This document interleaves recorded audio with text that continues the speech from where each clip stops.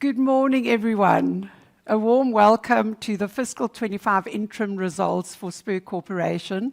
Really awesome to see everyone here, a couple of people face-to-face here in person at Century City, and many others online. First of all, I want to welcome our chairman, Mike Bosman, who's with us today. Mike, we're privileged to have you at the helm of the corporation. Thank you for your wisdom and guidance, and even after those robust debates, we love you. But good to have you here, Mike. And then to all our board members that are online today, I know many of them aren't here in person. And then also to my valued executive team and COOs of the brands who we work very closely with. Awesome to have you here, and all other team members, senior leaders, and invited guests. I spot a couple in the audience today. I also wanted to highlight a couple of new resources that have joined the organization over the past period. It's really amazing to see how the team is starting to gel, and with new talent, how we're starting to raise the bar on a new level, because suddenly people arrive with a different skill, different expertise, and together that enhances it. So I want to just call out a recent appointment, which is the COO of International, which is Estelle Radley. I don't think she's here, but she's online. Estelle, welcome. We have absolute faith in you leading the rest of Africa team. So all the best to you. And then also a special welcome to Dr. Tumi Siboda, who joins us as head of brands, supporting Vuyo. We know she's already making a huge difference to build that brand equity that we need.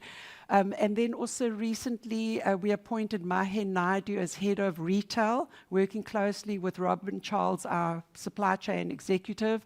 Mahen, wonderful to have your talent on board.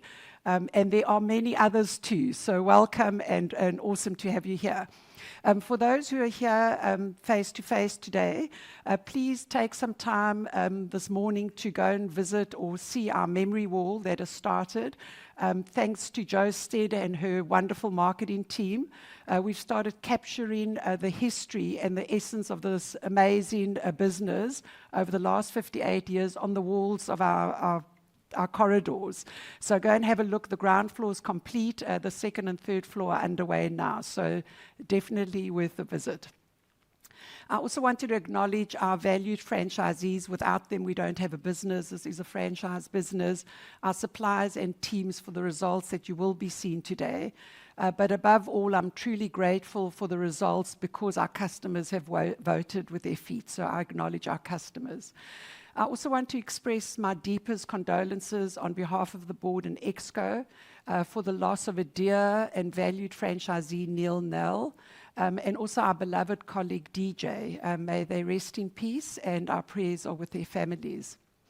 As we also enter a very spiritual period for many, I want to wish our staff and franchisees and investors a blessed Ramadan, Passover that's to come, and a blessed Great Lent, which started today. I want to ask Christina later what she's decided to give up for Lent. Anyway, let's move on. On our agenda today, it gives me great pleasure to take you through, obviously, the results, as we said. I'm going to take you through some highlights of the trading overview. Christina, our CFO, will present the financial and segmental review. We will then talk a little bit about the way forward and then open up for question and answers. If we look at the period at a glance, franchise restaurant turnover grew by 10% to 5.9 billion. Revenue grew by 13.8%. Earnings per share 12.1%.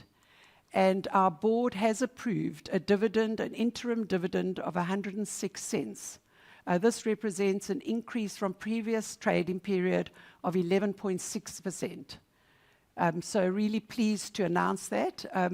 So if we move on to talking a little bit about where we're heading as an organization, we're really pleased with the results that the group has produced, considering the difficulty in the environment. There is no extra cash for the consumer. They are economically strained. There's still high unemployment in the country. And despite some of the rate cuts, which did help, We're all awaiting, obviously, the budget announcement soon. We know there was a more positive sentiment pre-elections and even post-elections when the GNU was established. However, there still is a concern that out there in the marketplace, it's a scramble for market share. When we look at the Spur Corp business plan, we know that this has been our North Star and our mantra, what has sort of kept us focused on building brands that lead the experience. We've also realized that as a company, we have huge resilience and also great expertise at building brands. They're all at a different life cycle and life stage, and it needs the expertise of our teams to develop and evolve these brands at a time when it's so difficult in the marketplace. So at the core and the heart of our business sit our brands, our portfolio of 10 brands and 6 virtual kitchen brands. And our purpose of leading for the greater good has been well articulated over the past. And I'm sure you're familiar with this purpose of leading for the greater good, which really embodies our commitment of building a better and more inclusive and sustainable world. However, today I want to focus on a slightly new dimension that we've added to this purpose, and it's about how everyone has a place at the table. While we welcome thousands of people each year to take a seat in our restaurants and dine with us, a place at the table speaks to more than that. It's about ensuring that every voice is heard, every individual is valued, and everyone has an opportunity to contribute. Our teams, our customers, our franchisees, our broader communities, they all share a place at the table. So as a company, we recognize that our purpose extends beyond just profit and growth. So at the core of the greater good is a dedication of intentional transformation through innovation and ethical leadership. This means placing inclusivity, integrity, and empowerment at the forefront of everything we do to create a positive impact and build a meaningful legacy. So the idea of a place at the table emerges for everyone, no matter your background or position, to belong, contribute, and thrive. So with this in mind, I'd like you to imagine yourself seated at a Spur table. Picture a feast of all our Spur favorites: ribs, steak, crispy onion rings, some veggie burgers for our plant-based friends. And more important, it's not what's on the table, but who's sitting around the table. So we too, as we continue to focus on building our franchisee pipeline, more recently we introduced an endorsement panel and also a growth co-lab to start assisting our Black franchisees in particular, or early adopters to franchising, to settle into those new commitments and role. In terms of our own people, we monitor the sentiment of our own people annually by the engagement survey, and we ensure that each year we sharpen the sword to ensure that we are creating a better work-life harmony here at Spur Corp. We now employ just over 1,000 people in our head offices and company-owned stores. So our teams have collaborated, and there are new skills on board, as I mentioned, and we are raising the bar, requiring a new growth mindset and solutions-driven attitude. So as we create a place at the table, we need to talk about and prepare how we create a place, their place for the table, which is our future customers. And we're going to talk a little bit about some of the initiatives that are underway and that will be underway regarding building our reach amongst the South African and African consumer. If we look at a lot of the work we're doing in our communities, once again, as we've mentioned before, our initiative of the Sedema Sisters, where we support young girls with their sanitary wear for their full high school period, something that started in 2023 is now in its third year cycle, creating a great impact amongst those young girls. If we look at our Spur Foundation, and we know Spur Foundation is an important entity in the organization, and it's got a lot of the offshoots, Full Tummy Fund for Spur and a couple of others for the brands. What is essential is to know that we are looking at the future customer as well. So what are we doing to ensure that more children are nourished and looked after so they can too excel one day in their lives? At the moment, we're feeding about 3,200 children every day during their school days, and that's close to almost 1 million meals annually, which includes support that we do on World Hunger Day, etc. And you can see some of the other initiatives. The brands like Rockamama's are focusing more about feeding the mind, not feeding the tummy, so more about the creativity and enhancing talent and skills in South Africa. John Dory's obviously more aligned to focusing on the environment with their zero waste project, and Panarottis and Doppia Zero also with their initiatives. So if we go through more specifics around the trading environment, we currently, as I mentioned earlier, operate with 10 brands and 6 virtual brands. So at the moment, we are trading in 15 countries. We did close our business and de-franchised Saudi Arabia. Unfortunately, it didn't work for us. The relationship didn't work. The market didn't work. But pleasingly, we've re-entered Tanzania. We closed our last Spur in Tanzania about 2 years ago, and we've re-entered with 2 Panarottis, which is really awesome. Our predominance is still South Africa. If you look at the international market, which is about 107 stores, that represents about 9% of our business, about 2% of our revenue, and about 5% of our profit. If we look at the restaurant brands by count, obviously Spur still remains our most dominant. In terms of turnover contribution, it's about 64% now that we've got the Doppia collection in. But what's interesting to see, just an interesting dynamic in the South African context in terms of the footprint, is that the other brands are now almost equal to the Spur number. So we've got just on 300 other brands in terms of the footprint count and 312 Spurs in South Africa. On the international front, you can see Panarottis is still the lead in terms of number of stores per brand, 45. However, Spur still represents 40% of the international business. So interesting to see the dynamic. Pleasingly, we're now on 726 restaurants if we add speciality. Speciality also looking good now, representing about 12% of South Africa's business.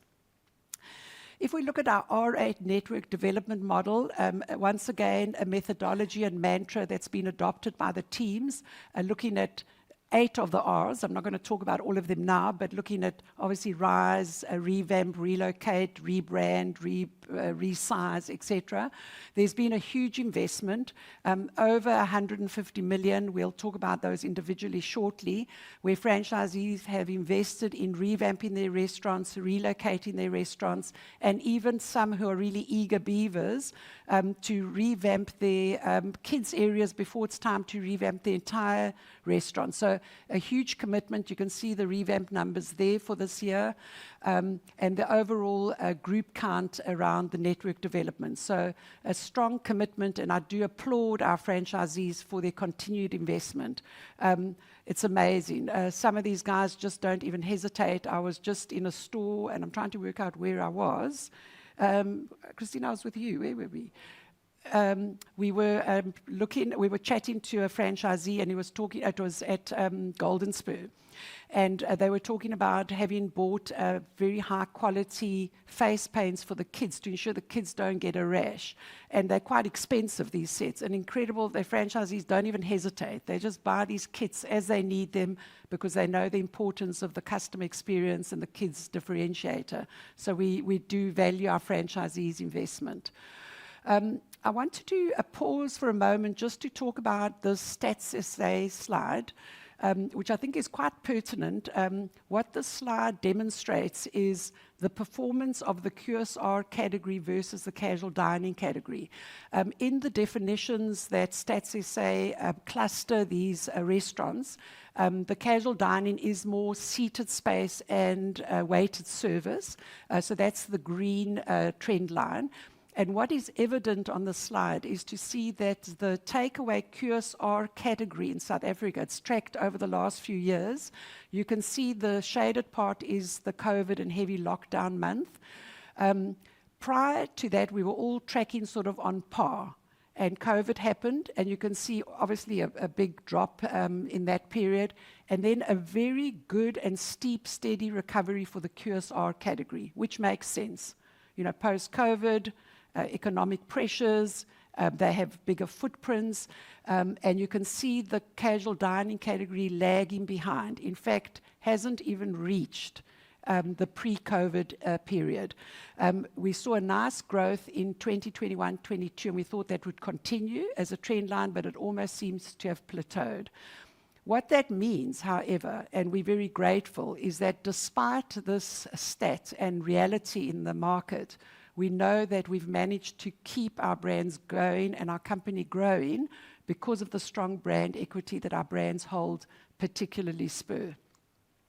So if we look at our group monthly trend line, and I showed you this in August, but we've built on obviously the last 6 months, which is the golden bar, the thicker golden bar. We did have a more pedestrian start to July, which was very disappointing. July is our second biggest trading month after December. So that was a slow start, and it was difficult to claw back that shortfall in July. We also saw a slight drop in foot count. I'll show you that shortly, in October. And then if we look at December's performance, December, all retailers wait for December. That's the month, the big spend, a big month of spending.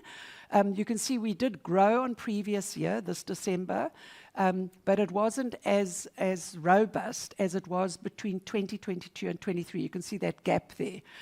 However, if we look at the details of what happened and how we traded in December, it was incredible to see. We broke some amazing records. Some of our top performing stores broke their records in RocoMamas, in Menlyn, in Mall of Africa. Our highest trading location was Monte Casino, was Century City, obviously, because our top store lies there. So it was amazing to see December's figures. However, it was not consistent everywhere. And that always is a concern to us. We know we came off a high base in December, but it is important that we look a bit further into what happened that month. So I think the slide's gone off, but let me chat a bit further. So is it back? Okay. So if we look at the data, what we did after December, when we saw the turnover that was a little bit deflated, we decided to just reach out and look at and find out exactly what was happening with the consumer. If we think of the dynamic in the market, a lot of retailers are now becoming quite specialized in food offerings, sushi counters, specialty coffee, etc. We also know that the convenience factor of the likes of the top retailers is bringing a meal solution to the consumer a lot easier. So we chose to seek and find out what was the insight, what's happening to the consumer. And I wanted to share some of those insights, and there are more than these. But these were some of the reasons why people continue to shop with us and enter our restaurants and dine with us. Things that we know, but it was good just to confirm that, giving themselves a treat, treating their families. They love the taste of our food and the uniqueness of the food. They love eating out because it's easier. Families' preference, always to go out, and all those other various attributes which attract people to eat out. However, we were more interested in why they're eating out less. And I'd like to share some of those. You can see many of those are reasons which are economically and financially based. So I'm trying to save money. You'll remember last August, I showed you a wider consumer study that showed 62% of people cited that they were spending less on eating out and buying luxurious foods. But you can see the financial constraints very much there, more affordable to cook at home. I hope the too crowded and waited too long are not our restaurants. I hope those are reasons of generic restaurants, but it's good to know. So very clearly, we're starting to understand the dynamic of the market. And what does that mean? That means we've got to continue with our value proposition.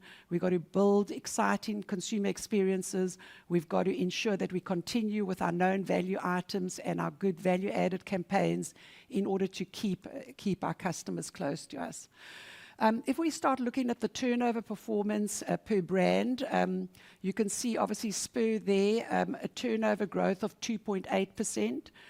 If you look at overachievers, like the head of our brand, Spur, that's not good enough for her, but I think this is a big ship. We had an excellent performance over the last 4 years, and the market is tough. We certainly satisfied with that result. We're working obviously on the next season. And then if we look at the overall performance, Panarottis and RocoMamas were definitely the stars of the last 6 months. Panarottis because of the massive growth of new stores, 14% system-wide growth, RocoMamas 8.4%. Specialty brands obviously includes about 350 million from the Doppio brands.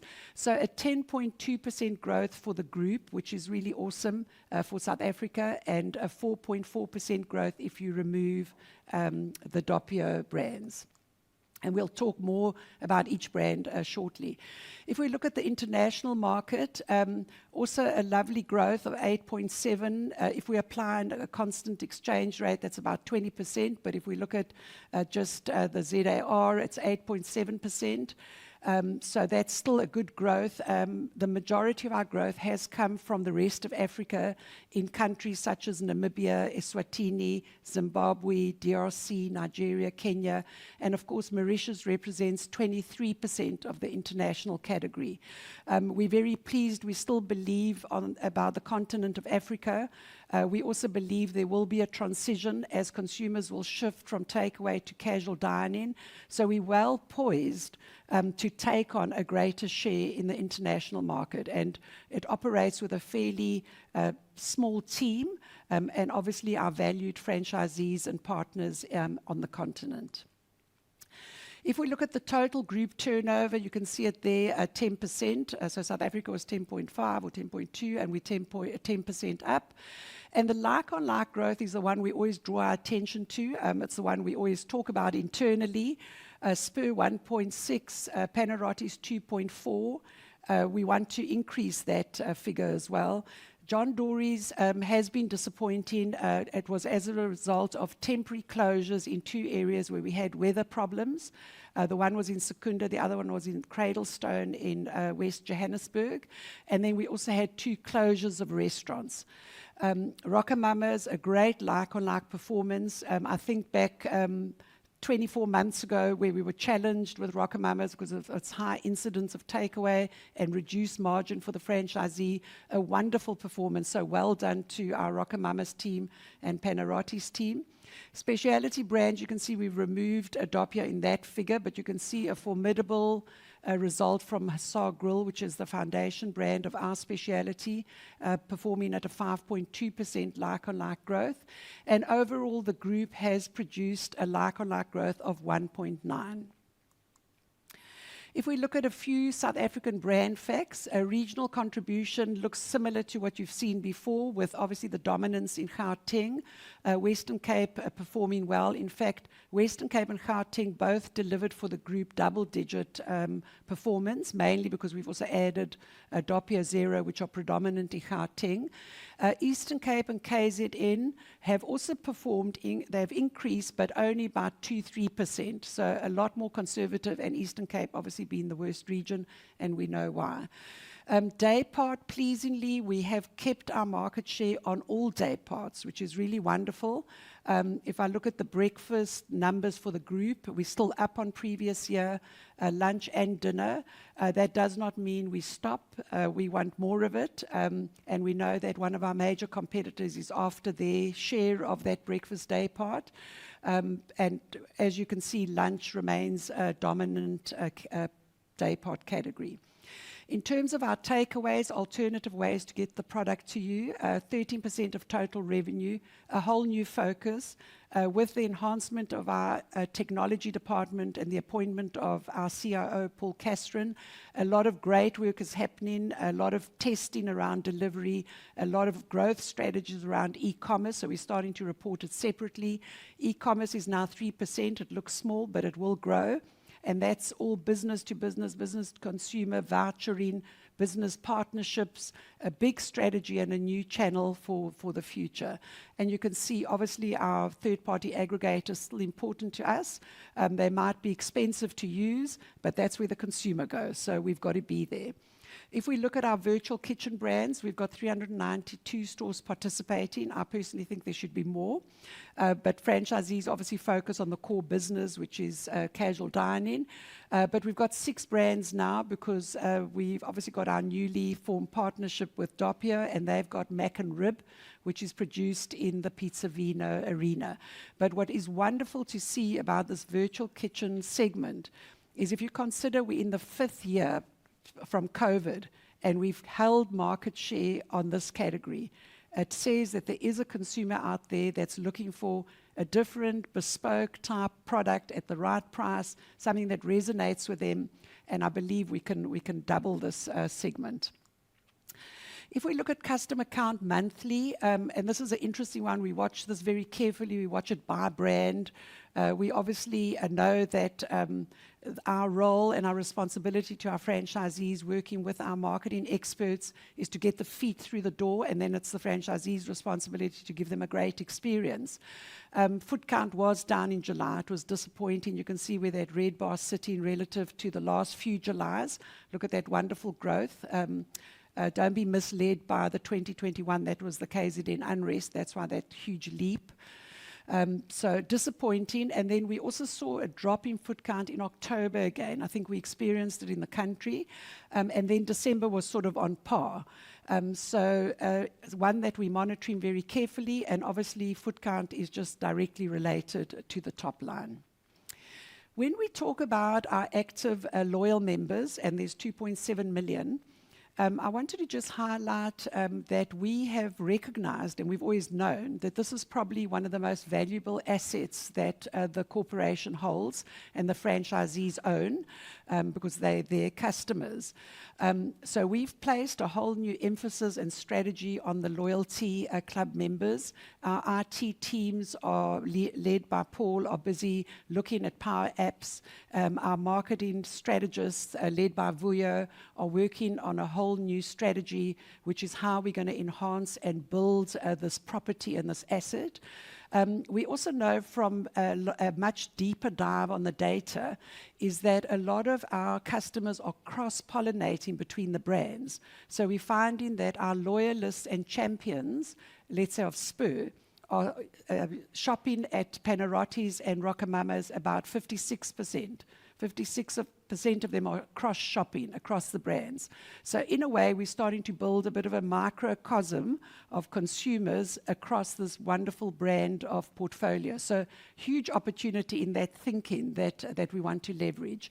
You can see voucher redemption rate is high, 75%. For Spur, it's even a bit higher, which is indicative of a pattern we've seen the last period, where consumers are wanting to cash in on any opportunity to get something at a lower price or better or free. I also want to applaud Earl and the team and the marketing team and the operators and the stores and all our Spur people for the Spur Family Club being awarded the best loyalty program in the restaurant industry for 3 years in a row. Well done. So look out for this channel. There's a lot happening behind the scenes, and we don't want to share too much because maybe our competitors are listening in. Right, I'm going to go into just 1 or 2 specifics on the brands. So we spoke about opening 21 new stores and 12 in international, 21 in South Africa. I'm not going to show you 33 slides, but I'm going to show you about 10. But just some highlights. For Spur, it's definitely been the new refreshed brand, what we call internally the Pegasus concept. The investment for the Spur franchisees has been in excess of 100 million, and that's just this past period. We're probably on store number 36 or 37 in terms of the new look, and that's new and revamped restaurants. What is encouraging about the revamps is they're delivering double-digit increases.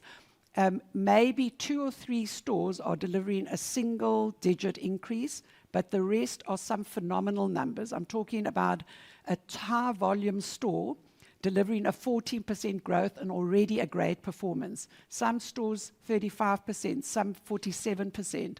So really awesome. I know that's always honeymoon period, it balances out, but we're really thrilled that we're getting a return on investment, or our franchisees are getting a return on investment, and that's encouraging more of them to revamp sooner. Putting our development team under pressure, but we can cope with it.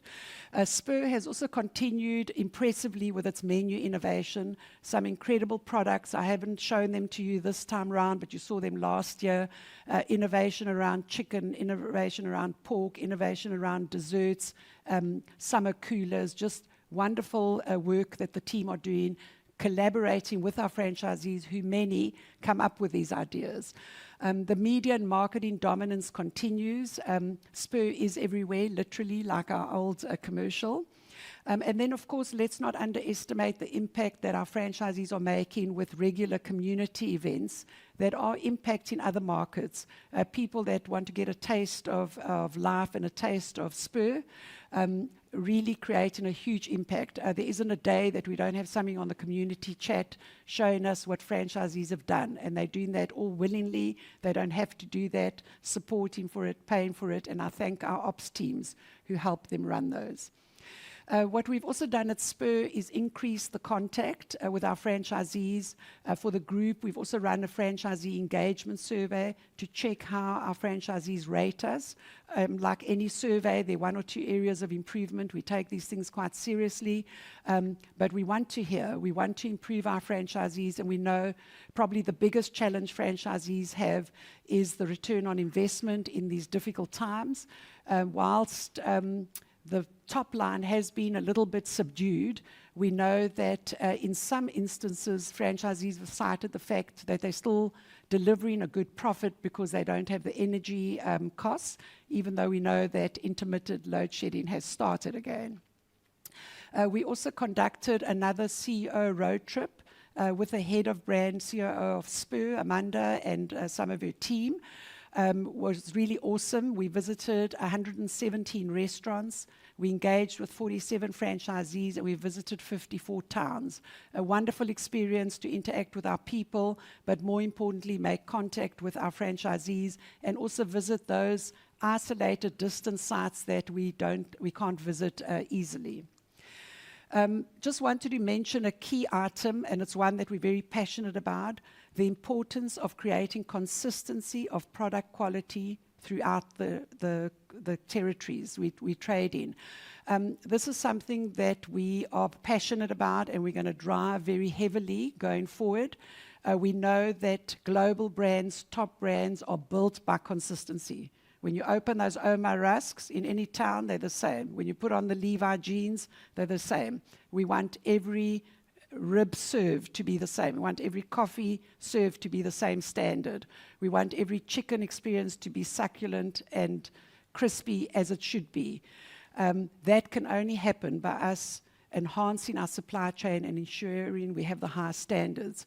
We've started with ribs. It is a process. We're still in the process of building that central supply chain, but we did enjoy a growth of 63% on the rib supplied centrally, which is awesome, and we will continue with this. I also want to thank some of our investors, in particular one, who often gives me feedback about the rib experience. We hear you. We're constantly improving because that is what makes the difference. The customer is spending her strained money, her limited household income, and we want to ensure that there is consistency. And this applies not only to Spur, but to the other brands, but we've started with Spur. I wanted to highlight a couple of revamps and new stores, particularly because they are of a strategic nature. This is in a Total on the N2 in Mossel Bay. We opened the store adjacent to another petroleum brand with a competitor brand. And I must just tell you, at the moment, we are in 12 petroleum sites with Spur. Spur traditionally has not been well positioned for petroleum sites because it's a big store, it's weighted service, expensive to set up, often no space in these forecourts. And this has proven to us, starting with the conversion we did about 3 years ago of the Grill and Goes to a standard Spur, just to report that all of those are performing well. We've now introduced a smaller footprint Spur in this Total. It's actually as you walk into the convenience store, it's on the right. We took the space of a previous competitor, and Amanda, if I'm correct, we've doubled the turnover of the previous competitor. So this is the beginning of a new channel for Spur. We're certainly encouraged by it. Total, obviously, they run it as a group, are also impressed with the offering, and just the brand equity as the consumer drives through to fill up is a big attraction in sites like this. So well done to the teams. This is just a small store, but I thought it looked so beautiful. This is in Hilton, the Misty Mountain Spur, also in the new look Pegasus. I wanted to talk a little bit about some of our relocations. We've had some successful relocations. This is one where our Spur in Paarl moved to this new Optenhorst village center. A beautiful store, also in the Pegasus look, a wonderful play area. You can see it there themed beautifully, great branding. This is actually a franchisee who always wins the Green Feather Awards because of his commitment. Antoni Buerta, I wanted to show you how proud he is of the memory wall. This is his memory wall where he's kept, I think, every menu that he's had for the last 30 years. So really awesome, worth a visit. A beautiful store, just amazing what it does to build the brand equity. This is another relocation. This moved from a center that was a disaster for all brands, which was Forest Hill. It's basically a couple of meters down on the R55, and it's a multiple owner that's opened the store, but also a great performance. I think I looked at this number yesterday. I think it's about 47% growth, which is amazing. So it's incredible, the site selection and the foot traffic that you can create if you're in the right mall. Comanche Spur, one of my favorites. I visited this often with my team in Mokopane. A beautiful store. You can see the strong branding, great experience. Also franchisees that are committed to transformation, believe in this brand, invest in this brand. A really beautiful store. And then, of course, on the kids experience, we continue to keep the lead. Our marketing teams with our ops teams are driving the differentiators around kids. We've got a big project underway behind the scenes. As I mentioned, a lot of franchisees have revamped their kids areas. I wanted to show you some of them in Uppington, also a beautiful kids area. Some of our kids areas also have teen zones. Secunda, a very successful store, looking gorgeous. This is the top floor, which is just the kids area, just a dynamic store, a multiple franchisee. He owns about 22, 23 stores. I asked him the other day, how are you finding the new store, the revamp? He says, Flip, I can't believe it's increased so well, which is awesome. I think it's about 12 or 14% increase, which is awesome. And then also just a reminder to our investors and audience that we do have almost 99% tagging system for the protection of our young customers. And at Panarottis, we've got about 40% of the Panarottis have also got the tagging system. So a key element ensuring that we look after our little guests. This is Montana Spur, Potchefstroom, also a revamp. When you go to these huge malls, it's important to keep up to date. There are so many competitors trading there. It's the only way you keep consumers there. One of the highlights, and this was an innovation that actually was introduced to us by our franchisees, but Amanda doesn't care where the idea comes. She just runs with it when she gets it. In over 100 restaurants, we've already got these next games. They're interactive. A lot of the stores have got 2 units. Some have got double-sided units. It's been amazing. It's definitely been the big attraction for December, and we know it will continue because many franchisees are investing in installing these. And it's these kind of innovations that we will continue to surprise the market with. We've also reintroduced trampolines with a much enhanced safety facilities. So we will continue to own and drive and differentiate on the kids' experience. Last year at Lone Creek Spur in about October, Lone Creek Spur is one of our top 3 stores in the Mall of Africa. It's also went through a revamp. It's looking beautiful. Also a high performer post the revamp. And because birthdays are synonymous with Spur, we wanted to give the opportunity to underprivileged children, obviously sponsored by our franchisees, supported by our marketing and PR teams. And we hosted 200 children for a lovely day. The Mzansi Youth Choir also created a great vibe, and we got a lot of exposure, but more importantly, added value to 200 kids that day. I wanted to talk about 2 international Spurs since we're on Spur. This was also a relocation. You can see it's a bit more of a heritage site, so we couldn't change the front. But amazing response and massive growth in this Swakopmund store. We've got 11 restaurants in Namibia, of which 7 are Spurs. So really beautiful to see. This was one of the first 3 Pegasus looks on the continent. The other one is Buffalo, running Buffalo in Greenfields. Greenfields is a $20, $1 million investment that's been invested by Terrace Africa. They are quite a prominent landlord in Zimbabwe, and they've developed a new development in the center of Harare. In fact, it was where the showgrounds were before.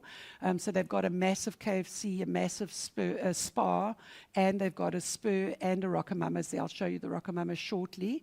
So our Buffalo, Bulawayo store is also still trading exceptionally well in Bulawayo, and this now is our 4th Spur in Zimbabwe. So really encouraged. We know the difficult economic pressures there, but really wonderful to see how consumers are gravitating to these casual dining places in countries like Zim. If we move on to Panarottis, yes, Panarottis is the star of the show, even though I know that Panarottis are vying for position with RocoMamas. But the rebranding of Panarottis and the repositioning, which started well over 2 years ago, has definitely gained momentum. Franchisees have invested over 42 million. They're getting high power scores on our tracking, which is showing that the awareness and trial levels are good and healthy. Their system-wide sales growth was 14%, which you saw. And they've got a very strong positioning, which is sharing and togetherness. And we know pizza is the most amazing product. It's unintimidating. You can walk in, buy a Monsterita pizza, share it, and you don't feel like you were put under pressure to buy something or arrive at a fancy restaurant. So really important, a brand that's looking awesome everywhere where it's been revamped. A great future for this brand. We see huge growth, not only in South Africa, but on the continent. And we continue still to take away the product. Panarottis, about 1/3 of their sales are takeaway. The Monsterito, I wanted to show you this because they've just launched a new billboard campaign, but I loved the concept of this huge pizza eaten in small towns. So you'll remember about a year ago, about 18 months ago, we shared with you our strategy to infiltrate smaller towns. It's happened. In this last period, we're in 11 small towns with Panarottis. We're in towns that were traditionally the home of a major competitor, and some of them are still there, but our brand is looking awesome and trading well in these little stores and these little towns. The stores are on average about 220 square meters. Their turnover, funny enough, varies from anything from 650 right up to 850,000 a month. So really producing a great result, looking beautiful, and confirming that our strategy of entering these smaller towns works. I know that Spur is also looking at some smaller footprints in small towns. I wanted to share this with you. I actually only found this last night, and I loved it. I wanted to just tell you about Bergview. Okay, we all know the famous Harry Smith destination. I think it's always been every holiday maker's stop on the way to Durban. We already have a Spur there that trades very well, and as you know, every competitor is on that site.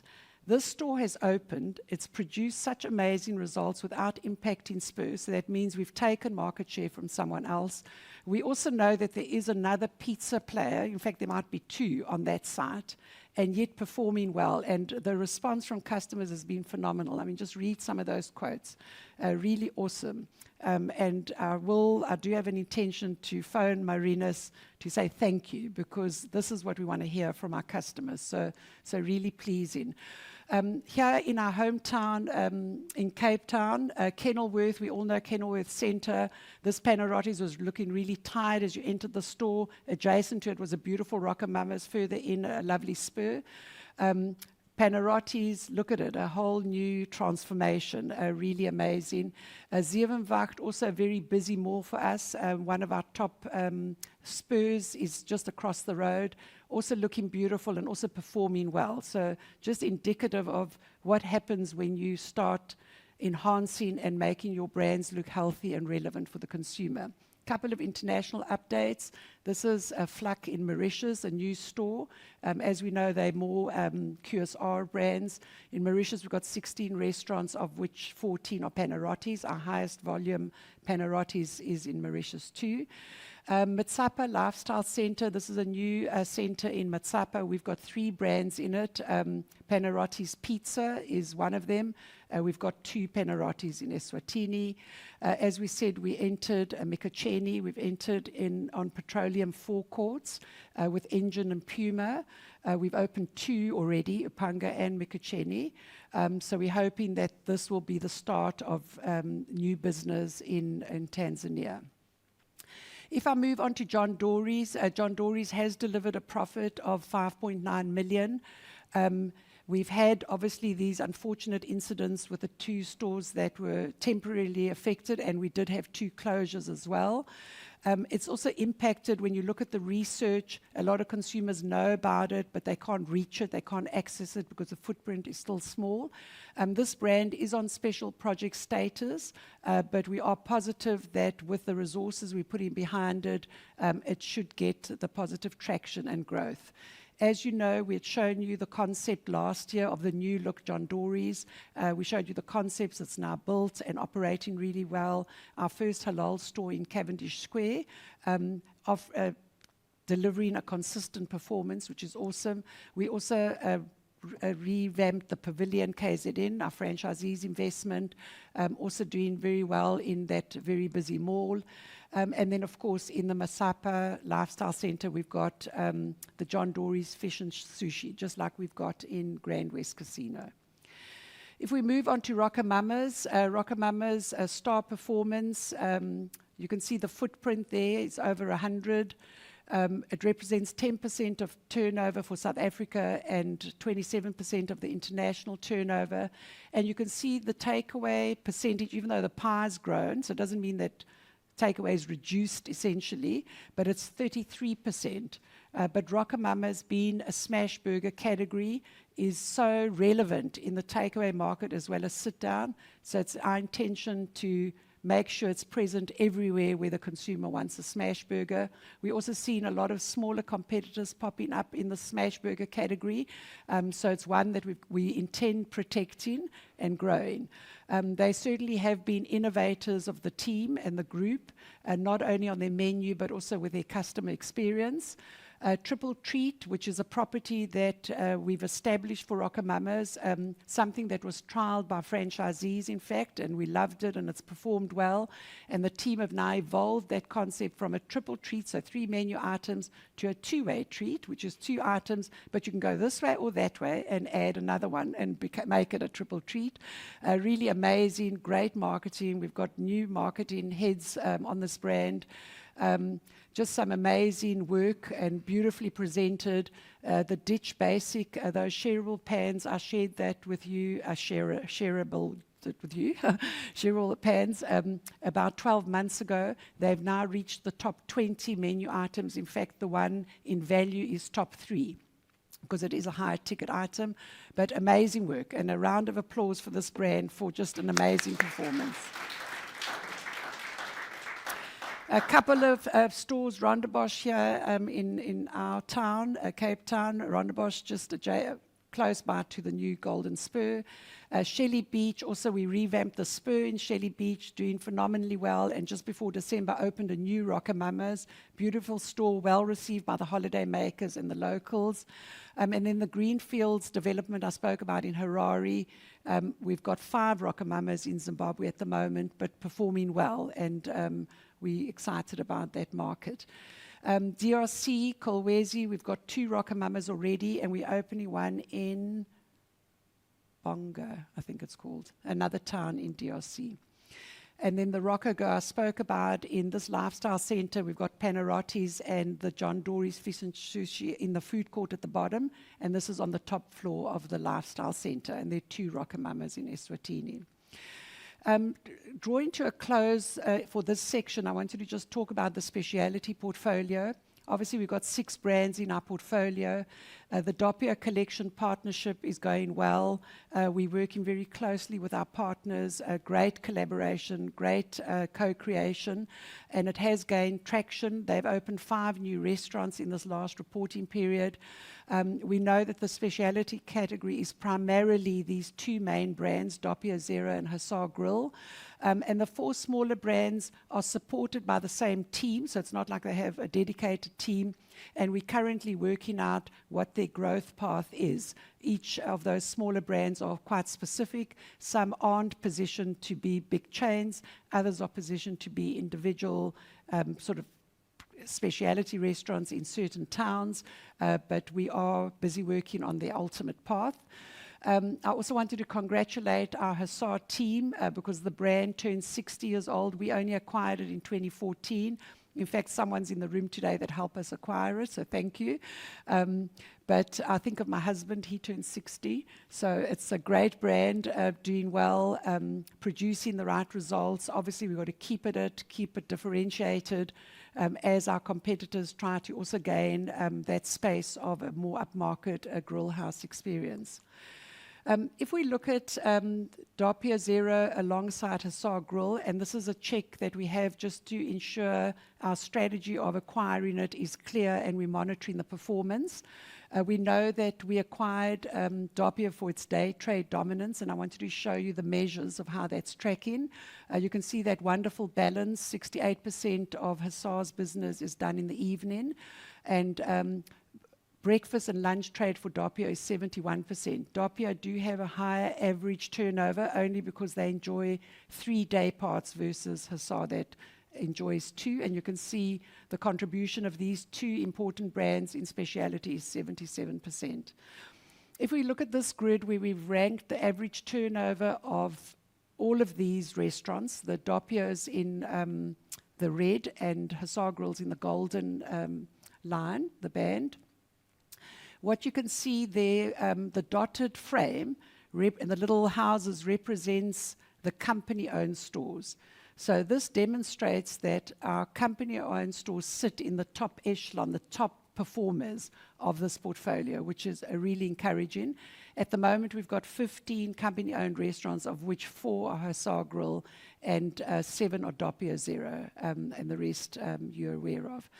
So really encouraging to look at not only the average turnovers of these specialty brands, but to see that the company-owned are performing well. We are looking to still franchise some of the company-owned. There are some discussions underway. So we're hoping in the next reporting period we can update you on that. These are just some. For those who might know the Groenkloof Pretoria area, there was a coffee shop on the site that had been there for probably 30 years, owned by various owners, opposite an engine garage. We've occupied the site, built this beautiful Groenkloof Doppio Zero. It's owned by one of the multiple owners of the Doppio Group, a Doppio franchisee who owns 3 stores in total. An amazing store, looks beautiful, is busy all the time, producing great results. And what's wonderful to see is the franchise owner present in the store almost daily. Really an awesome store. We've also opened in the well-known Hazelwood Village. A lot of you might know it. It's almost like the Parkhurst of Pretoria. There are many bespoke restaurants. It's a busy node. It's full of the youth and young adults. We've opened up this beautiful Doppio Zero, also performing really well. It's got an upstairs area that you can use for entertainment or small events, and also just creating great awareness in this big node. Our first Doppio Zero Halal was opened in Florida Road very successfully by one of our Rocamamas and Spur franchisees, a multiple owner. This store is awesome. It looks beautiful. It's in an old heritage building or site. Really amazing, attracted the right market, continues to do well. They're also baking on the premises, so they have a beautiful display of fresh baked goods and breads and patisserie. So really awesome and building the brand. We just need to enhance our Mshlanga store in that area. And then Pizza Vino, I wanted to share this with you. We're trying to reposition Pizza Vino to make it more accessible. This is the new look Pizza Vino that's opened in the Leaping Frog Centre in Fourways. For those who know Leaping Frog, the entire development has been re-established with a great anchor tenant, one of the supermarket chains. And this is the new look. It's performing well. We would like to try and transfer that now to the other Pizza Vino experiences, but really an awesome looking store. And then another company-owned store is Modern Tailor. You all heard about this when we acquired the Doppio Collection brands. Modern Tailor started, it's an Indian-inspired cuisine restaurant in Rosebank. And this is the second one, which is just above the Doppio Zero in Groenkliff. So this one opened first upstairs, Doppio opened later.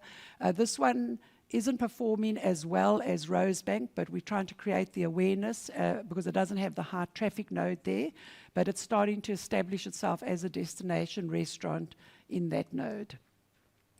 And then just to start bringing it to a close, I wanted to highlight, as our teams develop our menus, we do continue to focus on healthier options.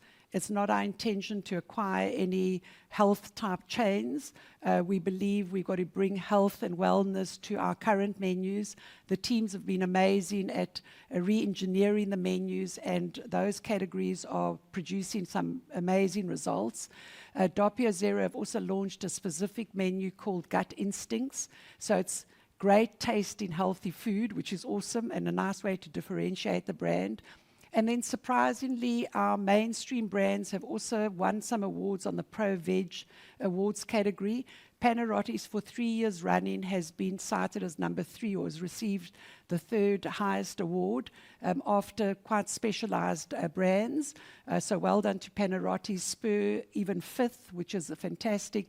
And even Rockamama's appeared on the ranking this year, which is awesome, amongst many competitors that we operate in. So we're well poised to offer that more bespoke and healthy option that is required. I won't read out all the awards, but I think this is just testament that the brands are healthy. They receive the votes from the consumers.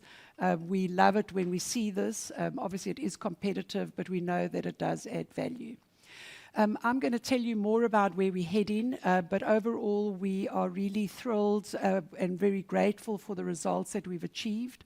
We believe that in this difficult economy, a highly competitive arena, consumers that are strapped for cash, our brands through our franchisees have produced good results, and we look forward to the next period as we enter the second busiest seasonal period, which is the Easter season. I'm now going to hand over to Christina to take you through the financial and segmental review. Are you ready, Nana? Thanks.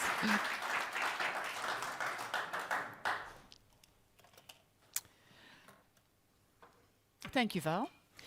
Good morning, ladies and gentlemen. We'll start with an overview of the income statement. As Val highlighted, there was a 10% increase in sales, which then has translated, top right, to a 13.8% increase in revenue. This uptick was largely driven by the addition of new company-owned stores following the Doppio Collection acquisition, as well as a 9.2% increase in sales to franchisees through our outsourced distributor. Gross margin is sitting at 31.8% versus 30.1% in the prior period. Other expenses have risen by 21%, driven by a combination of factors that require a more detailed breakdown to fully understand. So I'll unpack them quickly. The value is 435 million rand, and it consists of a few categories. One, marketing expense of 165. That's largely unchanged from the prior year. Then we add retail company store expenses, so not food cost or cost of sales, but below the line expenses of 71 million. This cost is more than doubled over the prior year, but that's really only due to the fact that we've now included 6 months cost in this period versus 1 month in the prior period relating to these stores from Doppio Collection, because that effective date was only the 1st of December last year. And then we have operating expenses of 76 million, again impacted by the inclusion of 6 months this year and 1 month in the prior year. And if we took that out and looked just at the underlying Spur costs on those expenses, that increased by 7%.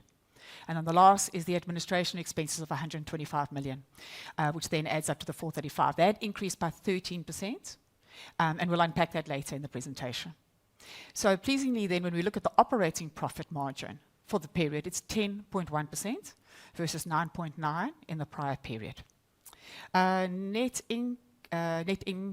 Interest income, has decreased relative to the prior period, really due to the lower prevailing interest rates, as well as the fact that there was cash flow of sort of 74 million rand that moved out the bank account in December 23 relating to the Doppio acquisition. Small equity accounted investment, just for those who hadn't noticed it there before, it's profits on an associate, which is a company-owned store in Doppio Zero. We have a tax rate of 29%, and that gives us then profit of 153 million, which is a 12.4% increase over the prior period, and then translates to similar increase in EPS, earnings per share, of 12.1%, closing at 178 cents, 178.84 cents. This next slide is a rather busy slide, but it's meant to consolidate the contribution to group revenue, the growth in revenue and profits year on year, as well as the margins per segment. But this will, however, be unpacked rather as we go through each segment's slide in the slides that follow. The key message to take away from the slide is manufacturing and distribution contributes 67% to group revenue, again due to the inclusion of the sales to franchisees via our outsourced distributor. The Spur brand represents at least 66% of the franchise revenue, and Panarottis and RocoMamas 10% each. But let's discuss the performance of each segment now. So we'll start with Spur and the franchise revenue overall. So as Val mentioned, total restaurant sales increased by 10% over the prior year.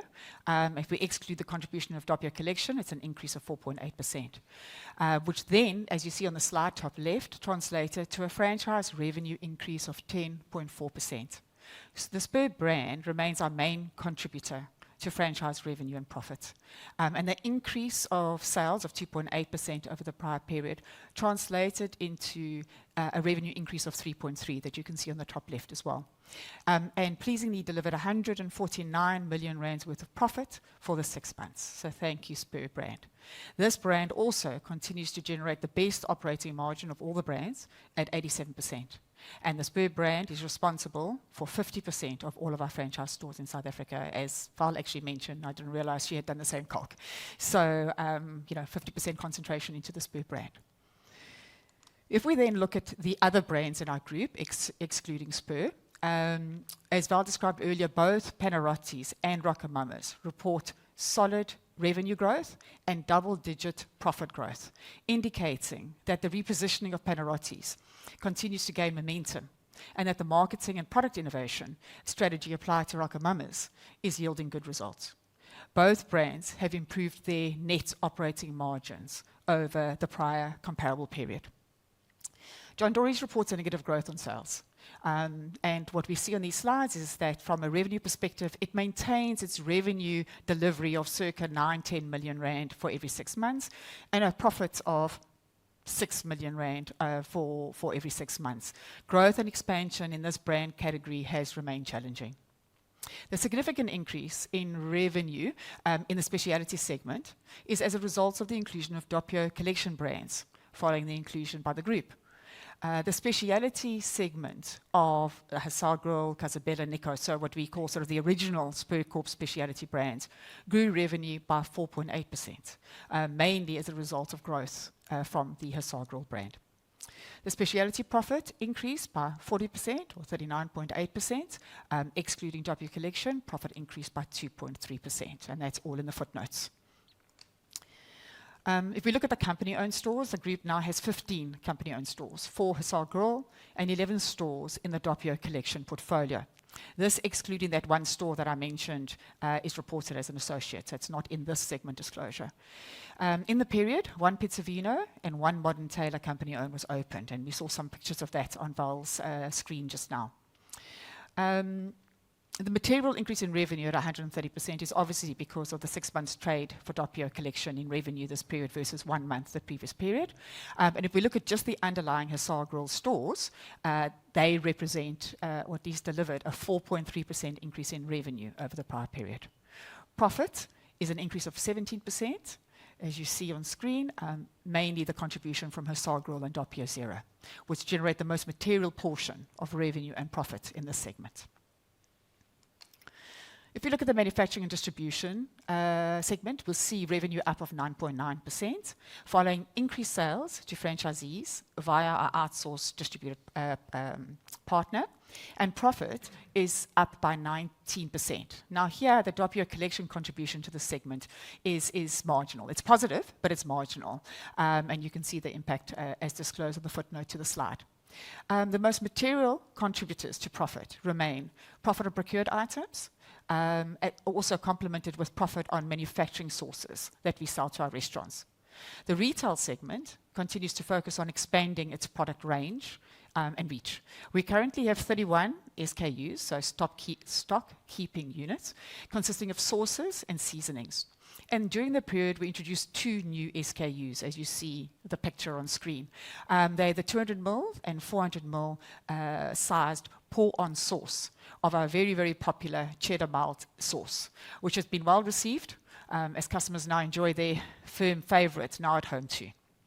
As Val mentioned, the group has placed a strategic focus in this channel and has bolstered the division with the addition of a key resource to drive growth.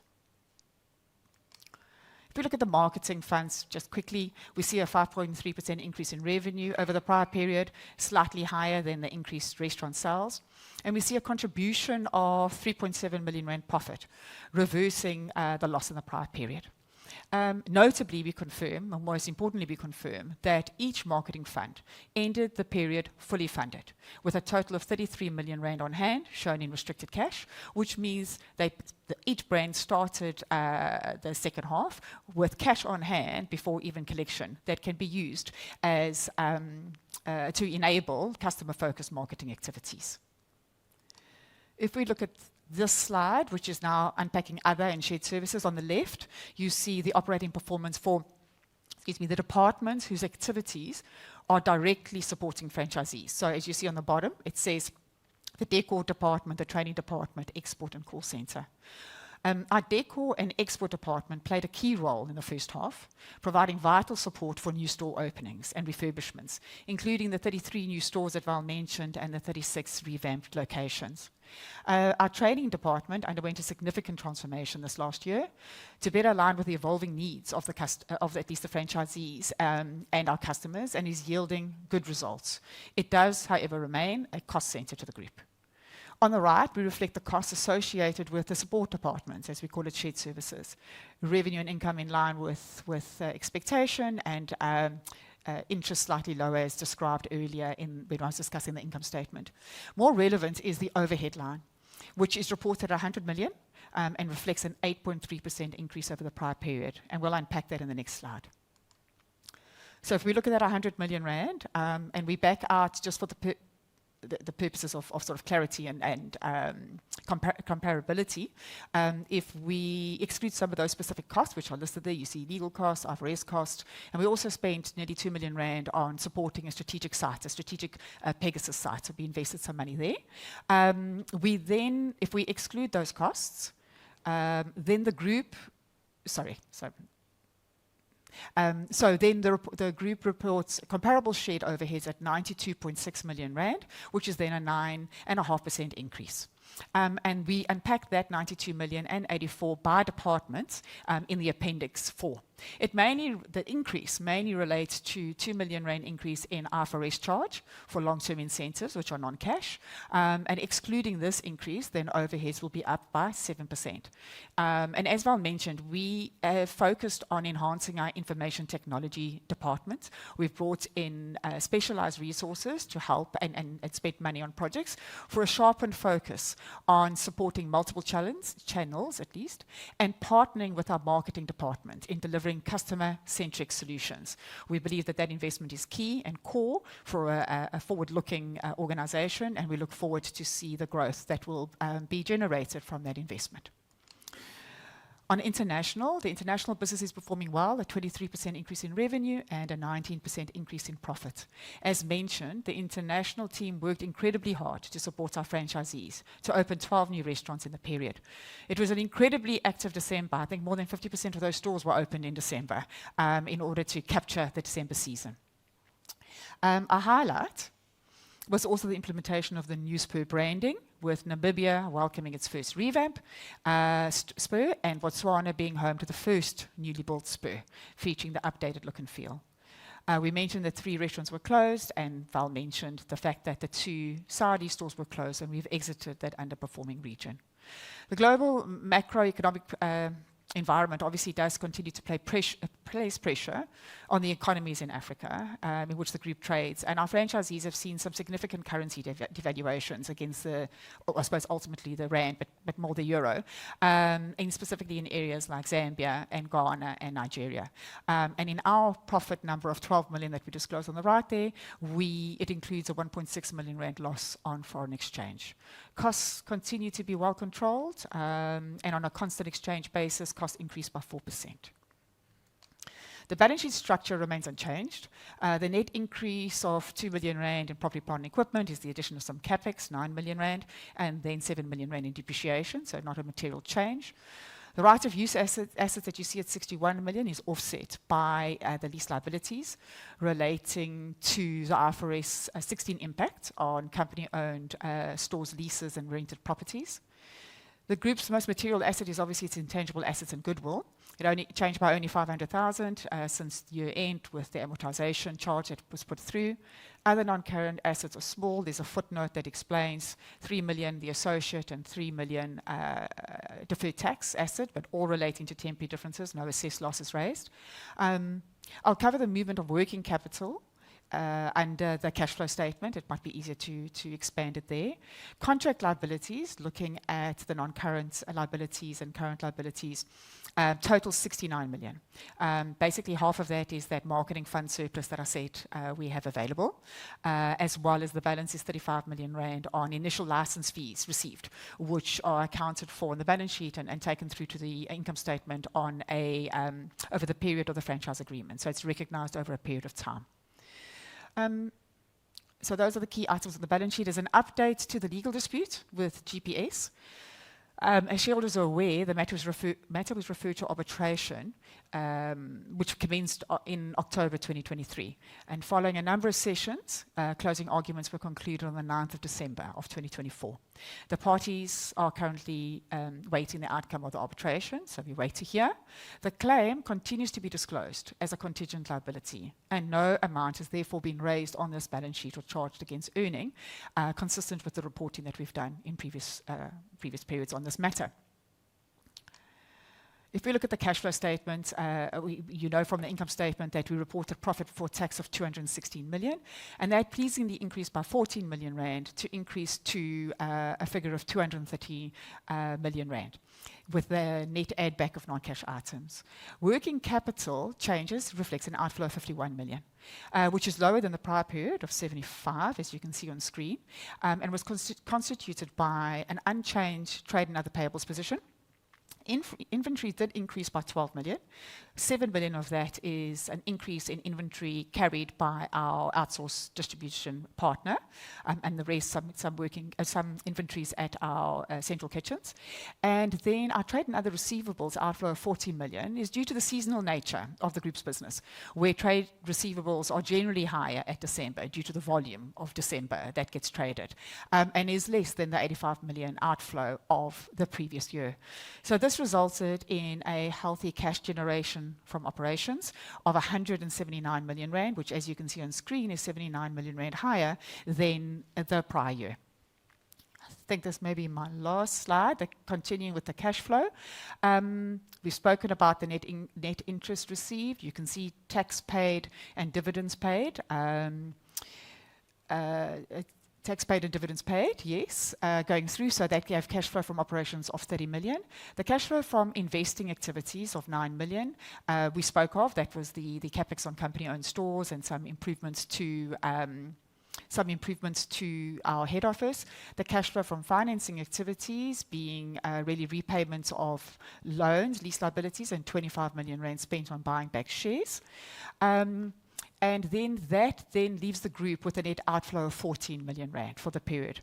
Now that 14 million is directly related to a decrease in restricted cash, so the utilization of marketing funds, and the redemption of gift vouchers. So the actual underlying unrestricted cash for the group has increased slightly. The allocation of cash and capital obviously remains a key focus area for the executive directors, and of course of the board. And the board considers all contingent liabilities, capital for expansion, other activities which we think could be core for enhancing value for shareholders in the consideration of dividends distribution, and any other distribution to shareholders. And as you know, that the company will now also be distributing 96 million rand of this cash within this month on the 31st of March as a dividend being declared through to shareholders. I will now hand back over to Val to continue the presentation. You stay here. Stay. Stay here. Good. Thank you, Christina. Good. Great. We're going to talk a little bit about the way forward, and then we'll open up for questions. As I mentioned, the company is going through quite a big transition in terms of exploring new markets, new regions, new opportunities. That's the only way we're going to get the quantum growth. So I wanted to just share some good news with you. The first one is that our Doppio Zero team have won a tender with the Mediclinic Group, and they've won the tender to open up a Cafe Doppio at the Mediclinic in Sandton. So a round of applause for the team there. Really awesome to see, and we know it's a captive audience. We also know that there's a whole fraternity of doctors and nurses that are regular users. There are about 44 Mediclinics in South Africa, so a whole new opportunity. We also, a lot of you will know the traditional Spur that's at Sea Point at the Protea Hotel, which is now owned by Marriott. We seem to have concluded a deal to open up a Doppio Zero in that site by one of our multiple franchisees, and we're relocating the Spur. So also a great new avenue for us, and we've got a couple of other tenders in the pipeline as well, which is really awesome. So I wanted to conclude by just talking a little bit about the way forward. And we know that the brand strategies that we developed and the initiatives that we announced at financial year end are still underway. So we look forward to seeing how all those come to fruition when we report results in August. So that remains intact. It is also our intention to keep to our targets of opening 47 new restaurants in fiscal 25. We already done 21, so we've got a bit of a way to go, and 13 in the international market. But the future for us is going to be around value creation. It's going to be how we embrace the change and look at how we create a new value for our stakeholders, how we create a better value, and how we create more value of the things that we're doing well. And that's going to happen across various angles, across our consumers, across our restaurant experience, our franchisee network, our employee experience. I wanted to, though, highlight certain growth levers that we've adopted in the business, which I thought would be of interest to you. The first one is around the customer base, just protecting that asset, protecting the people that support us, endorse us, ensuring that we add in value, ensuring that we're rewarding them correctly, ensuring that we're attracting the next generation of loyal members. The next lever of growth is definitely to leverage our formats, introduce new formats if we have to. We've seen the success that we've enjoyed through Panarottis formats, but looking at new alternative channels. And we've started seeing some emerging channels happening. We're investing in resources to grow those channels, and we will be exploring markets and new territories in the year ahead. In terms of growth lever 3, just the importance of ensuring a consistent and quality supply chain, only because we know that we've got to protect our franchisees' investment, improve their profitability, but yet bring an exciting and quality product experience to our consumers. Future fit technology is a key. We believe in some areas we were lagging behind and we're starting to play catch up. But our technology initiatives are going to be around enhancing the customer experience, creating that restaurant of the future, and then on particular systems to look at how we enhance and improve and refine processes so that we can be slicker in our decision making and move quicker in our reporting. And then finally, how are we going to leverage our skills around our leadership skills, how we're going to bring up the next tier of rising leaders so that we can embark and continue the leading for the greater good journey, building the employee experience, creating impact in society, and also enhancing and ensuring that we remain environmentally sustainable. So that sort of encompasses the future. There's a lot behind that. I think our business planning and business strategy is well articulated. We've got strong teams. We've got a committed team. We've got the resources to make it happen. So we're super excited about the next period. I don't think it's going to be easy. We'll wait for the budget speech next week. Hopefully it's positive. There is a lot of talk. I know they announced the GDP of 0.6% growth, but there's a lot of positivity in the country. So we're hoping that we can leverage that as well, and our consumers can be on a better path to grow their families and visit us more regularly. So I want to thank you for your commitment. Thank you for your investment in our business. Thank you to my wonderful team. Can never do it without you. Love you guys. You're a great support. I respect your talent, and I thank you for being part of this journey. And we're now going to hand over to Graham to open up for some questions from our audience. Thank you.